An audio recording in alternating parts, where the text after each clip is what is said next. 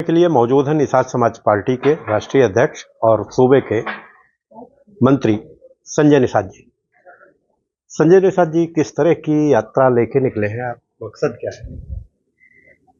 देखिए, ये निर्बल इंडियन शोषित हमारा आम दल की एक विचारधारा है कि जो लोकतंत्र में जो सत्ता या राजनीति का शिकार है वो निर्बल है, या जो बजट का शिकार है वो निर्बल है, कानून का जो शिकार है निर्बल है, और जो कानून, बजट और राजनीति का हिस्सेदार है वो सबल है। अंग्रेजों ने कानून बनाकर उजाड़ा है, केवट मल्ला बिन कश्यप हर दिन मर एक बार बातन। जिन लोगों ने अंग्रेजों से लड़ा, नदियों में डूबू लोगों के मारा, ऐसे लोगों को क्रिमिनल कास्ट से उजाड़े गए लोग, क्रिमिनल कास्ट घोषित करके उजाड़ा जमीन। ये उजड़े परिवार लोग हैं, देश को आजाद कराने वाले हैं, संविधान बनवाने वाले। तो संविधान में एक हक दिया हुआ है कि ऐसे लोग हकदार हैं कि संविधान के बनवाने में, देश को आजाद कराने में जो जातियां उजड़ी हैं, ऐसे लोगों की एक सूची बनाई जाए। उसका नाम है शेड्यूल कास्ट या अनुसूचित। अनु मतलब नीचे, सूचित मतलब सूचित किया जाएगा कि जाति में, पैसे में, समाज में, बुद्धि में जो नीचे हों, उजड़े लोग हैं, ऐसे लोगों की सूची बनाई जाए। तो सूची 66 समूह उत्तर प्रदेश में, लेदरमैन, वाशरमैन, फिशरमैन, कि इनके पैसे को संविधान सभा में तय हुआ कि मजबूत लोग, कमजोर लोग एक साथ रहेंगे। तो उसी तरह के जो मजबूत घोड़ा, कमजोर घोड़े को अगर टोकरी में रख दिया जाए चना, तो मजबूत वाला सब खा जाएगा, कमजोर वाला नहीं पाएगा। और कमजोर वाला इसलिए कमजोर है कि देश को आजाद कराने में अंग्रेजों ने कानून बना के कमजोर किया है। तो ऐसे लोगों को सम्मान मिलना चाहिए। उसके लिए बड़े लोगों को धन्यवाद दूंगा कि संविधान सभा में हुआ कि हम लोग कमाएंगे, देश को टैक्स चुकाएंगे, ठीक है, देश को आजाद कराने वाले जातियों के बच्चों को सरकार के पैसे से पढ़ाकर सरकारी नौकरी दिलाएंगे। और 23% का रिजर्वेशन दिया गया कि ऐसी जातियों को सम्मान मिलना चाहिए। उसका नाम अनुसूचित जाति अत्याचार निवारण अधिनियम है। ऐसी जाति है जिसका नाम अनु मतलब नीचे, सूचित मतलब सूचित किया जाएगा, इनके ऊपर कोई अत्याचार न, उसके निवारण का नियम बन गया कि इनका बच्चा सरकार के पैसे से पढ़ेगा। बहन बेटी की इज्जत सुरक्षित है, जमीन जायदाद 23%, खजाना सुरक्षित है। अब बेचारे को इसको दारू खाना, मुर्गा खाना, पूड़ी खाना, ये 70 साल से चल रहा है। इसको कहते हैं बिकाऊ पियाऊ है, ये झुआ भरोट पौआ पी के पागल बना हुआ है। इसको पता ही नहीं संविधान में हमारा क्या हिस्सा है। इनको जो है बेचारे को बेहोश करके इनका हिस्सा लूटा जा रहा है। इनको होश में लाना है, जोश में लाना है, संविधान में लिखा हुआ सही हिस्सा बताकर पढ़ाना और सही जगह वोट डलवाना, इस यात्रा का नियम है। इसलिए मैंने प्रोग्राम बनाया, educate the educated person about the politics as per constitution of India. इनको बताना, पढ़े लिखे लोगों को एक संविधान में मिला हुआ हक बताना कि संविधान में हक है। लोग जिस तरीके से लेदरमैन अपना हक ले लिया, क्योंकि लेदरमैन भी इसी तरीके से था, उसको दिखाया जाता था कि जितना खाओ गोबर का दाना, कितना आधा पेट खाना, डंडे खाना, इज्जत लुटाना, फिर अगले जन्म मिल जाएगा खजाना।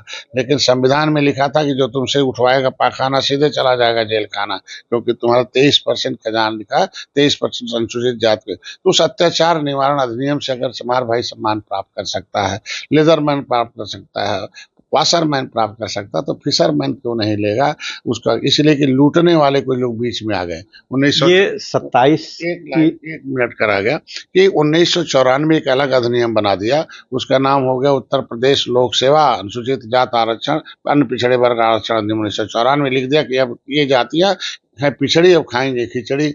अब इनकी सब कुछ लूट गई।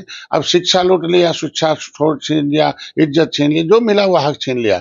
मैंने जब आंदोलन किया तो इसमें से 31 दिसंबर 2016 को ओबीसी की लिस्ट से राज्यपाल ने निकाल दिया।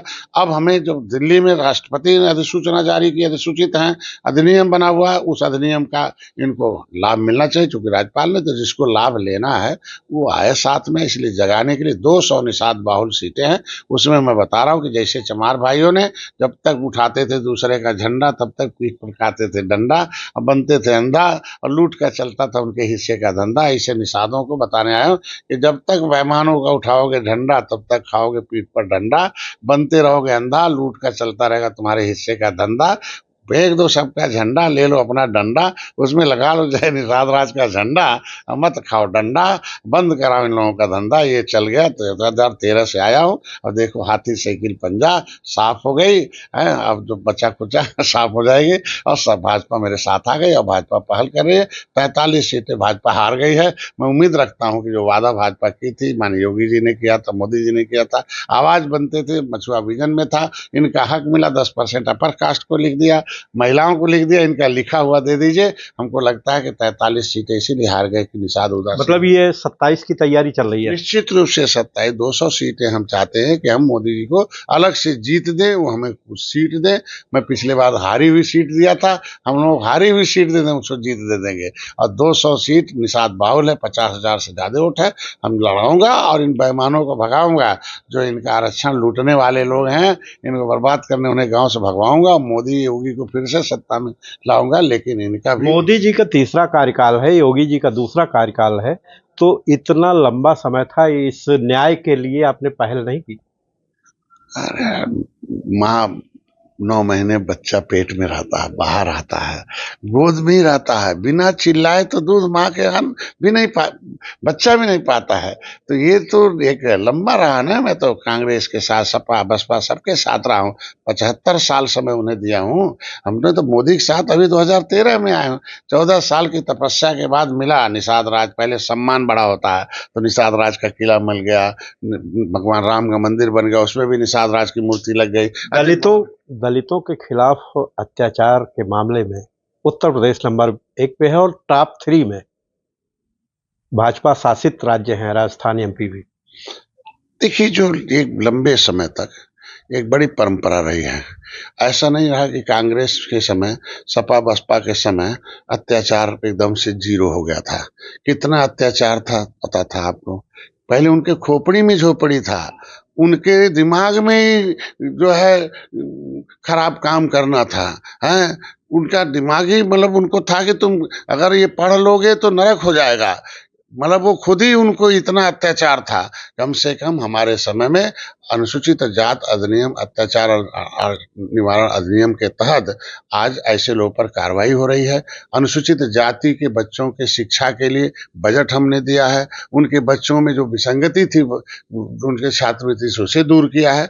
आज के दिन में जितना सम्मान एनडीए में अनुसूचित जाति के लोगों को मिलना, वो कभी नहीं मिला। तो आप समझ सकते हैं, सपा आती थी, बसपा जो अंबेडकर के नाम पर जो भी करती थी, अनुसूचित जात के लोगों के लिए जो भी करती थी, सपा उसे बदल देती थी।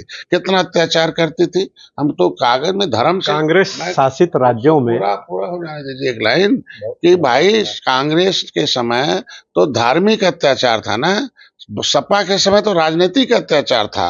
राजनीतिक अत्याचार तो सपा वाले गुस्से में आते थे तो उनके ऊपर अत्याचार, बसपा एक हो जाती थी, कहने हटाओ साइकिल को, फिर वो आते थे। तो आज के दिन में अत्याचार तो इनके समय होता था, आज कम से कम अत्याचार तो आज भी है। मंदिर में शादी बारात लेके निकलता है दूल्हा, मंदिर में पूजा नहीं करने दी जा रही है, घोड़चढ़ी नहीं करने दी जा रही है। ये सोच का अंतर है। कुछ लोग ऐसे हैं, एक ही बार सारे उंगली नहीं बराबर हो जाते। तो मैं ऐसे लोगों को हमारी सरकार दुरुस्त कर रही है।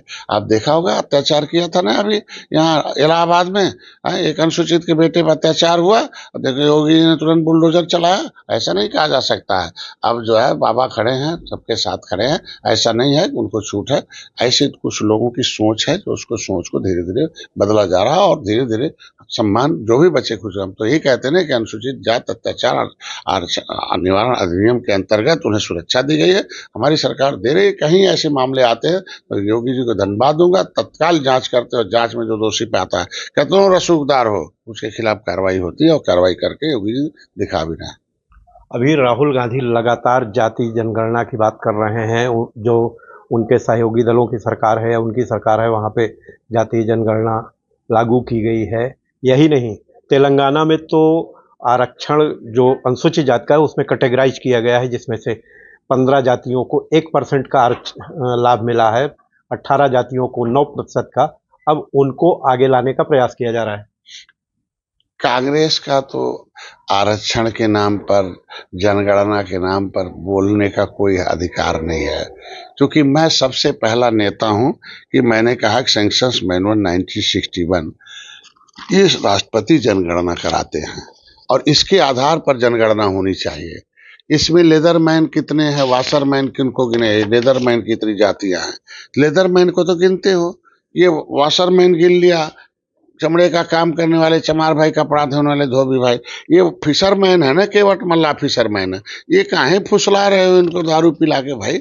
आज के दिन में हम 70 लाख थे 1961 में, और हमारे नाम को ओबीसी में डाल के अब 7,000 कर दिया। ये मारने वाली गिनती होगी देश में। और हम जब आंदोलन किए, रेड रोके, तो सपा बस कांग्रेस की सरकार थी, हमें ऊपर मुकदमा कर दिया। हम चाहते हैं कि ये जातियां जो पाइपलाइन में, पॉलीथीन में उजड़ी हैं, देश को आजाद कराई हैं, जो क्रिमिनल कास्ट से प्रभावित जातियां हैं, देश को आजाद कराने में जिन्होंने अंग्रेजों मुगलों को मौत के घाट उतारा हो, भगवान राम को भी पार उतारा हो, इन पार्टियों को भी सत्ता में पहुंचाया हो, ऐसी जातियों को कब मिलेगा हक? क्यों नहीं सर्वे हो रहा है? उनकी आवाज कब नहीं है? जिनकी वजह से संविधान बना हो, ऐसी जातियों को सबसे पहले सर्वे कराकर उन्हें अवसर मिलना चाहिए। कहाँ जी उनके पास न जमीन है, जायदाद है, न कोई है, वो सड़क पर घूम रहे हैं, पाइपलाइन में, पॉलीथीन में। उनका ठेला देखिए तो कहते हैं ये देखो मेरे लोग जो है राणा प्रताप सिंह को हथियार बना कर दिया था, मुगलों ने हमें उजाड़ दिया। मुगलों को हटाना, मुगलों के खिलाफ हथियार बनाना क्या खराब काम था क्या? अंग्रेजों के खिलाफ लड़ना कोई खराब काम था क्या? ऐसी जाति मुगल आए कैसे भारत में? हम कहते हैं मुगल आए, देश हमारा सोने की चिड़िया थी, और जहाँ धन ज्यादा होता है लुटेरे तो आते ही है ना।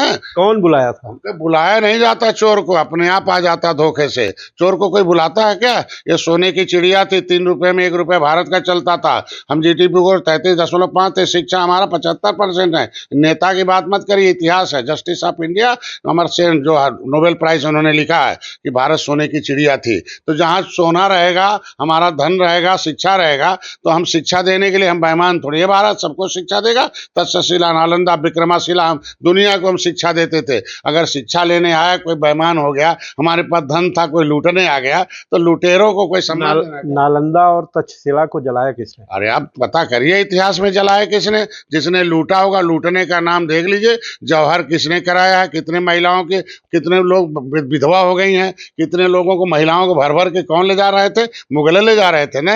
और कौन ले जा रहा था? मुगल ले जा रहे थे भर भर के यहाँ की औरतों को। ये सम्मान है क्या? ये जो आक्रांता है, जो देश के लूटने वाले हैं, आदर्श हो सकते हैं क्या? देश के लोगों को जो आजाद कराने में फांसी की सजा हुई है, उनके खून का कर्जा क्यों गंदा करना चाहते हो? उनके खून को, उनके वजह से आप नेता बने हो, उनके वजह से आप सत्ता में हो, भूल जा रहे हो। नरक में भी जगह नहीं मिलेगी। अभी एक दलित सांसद के ऊपर, उसके घर पे एक जाति विशेष के लोगों ने हमला किया, किस रूप में लेते? अरे यार पहले देखिए, अब गोली में कम ताकत है, लोकतंत्र में बोली में ज्यादा ताकत है।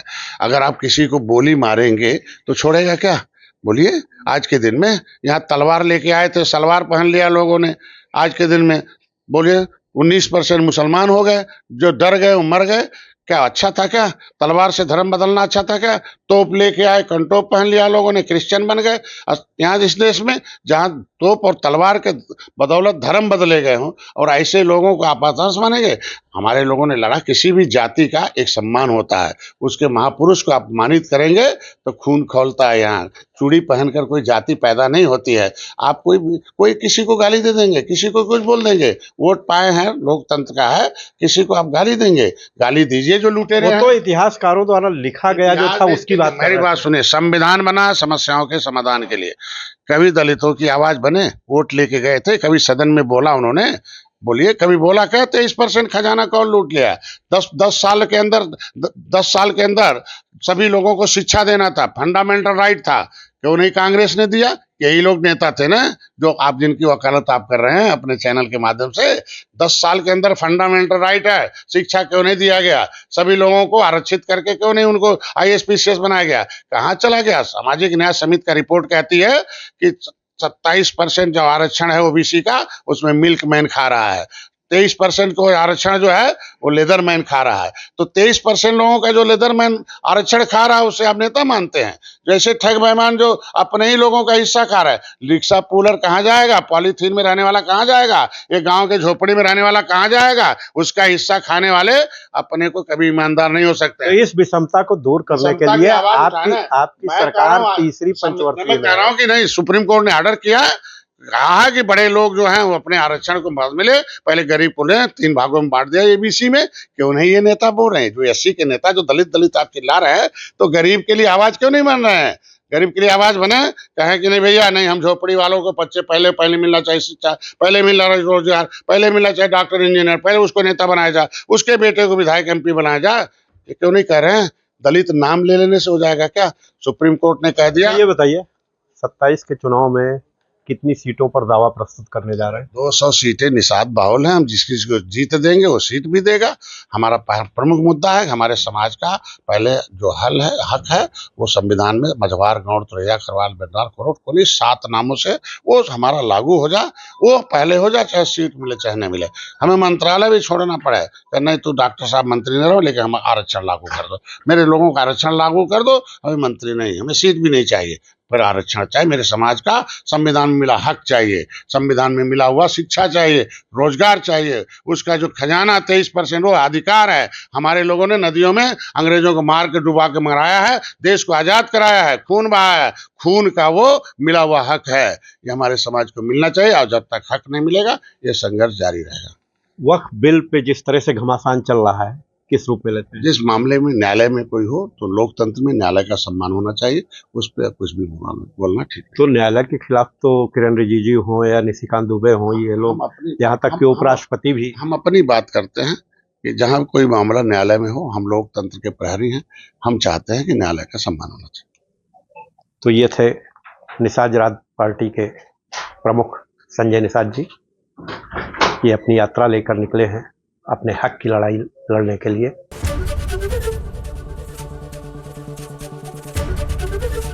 ABP गंगा, खबर आपकी, जुबान आपकी।